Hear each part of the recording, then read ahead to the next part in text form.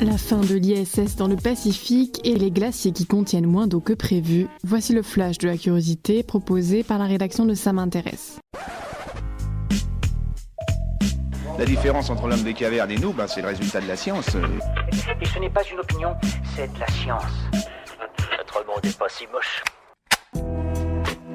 En 2031, les astronautes feront leurs adieux à la Station spatiale internationale. Après avoir accueilli près de 200 astronautes, l'ISS a encore plusieurs années devant elle avant d'être abandonnée. Mais que faire de cet immense vaisseau en 2031 ? La NASA y a déjà réfléchi. Dans un communiqué, elle fait savoir qu'elle a prévu de crasher la station spatiale dans un point inhabité du sud de l'océan Pacifique, connu sous le nom de Point Nemo. Cet endroit précis est régulièrement choisi pour accueillir les vaisseaux obsolètes. Il s'agit en effet du point maritime le plus éloigné de toute terre émergée, la première terre habitée étant située à 2700 km. Près de 263 débris spatiaux s'y trouveraient déjà. Super, j'adore. Alors écoute-moi bien, je vais essayer d'être clair avec toi. Ouais, génial.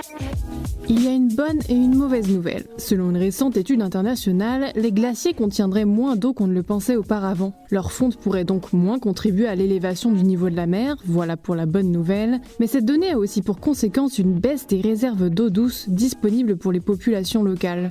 Tous les glaciers ne sont pas égaux. Si ceux de l'Himalaya sont épais, avec 37% de plus d'eau qu'estimé, ceux des Andes ont un volume d'eau 27% inférieur aux estimations précédentes. Par ailleurs, l'étude ne prend pas en compte la fonte des calottes glaciaires du Groenland et de l'Antarctique, dont la fonte provoquerait de toute façon une élévation conséquente du niveau de la mer. Voilà, c'est tout pour aujourd'hui, on se retrouve bientôt pour un nouveau flash. En attendant, vous pouvez retrouver tous nos épisodes sur les plateformes de podcast Spotify, Deezer et Apple Podcasts. Voilà. Il ne reste plus qu'à vous remercier de votre attention.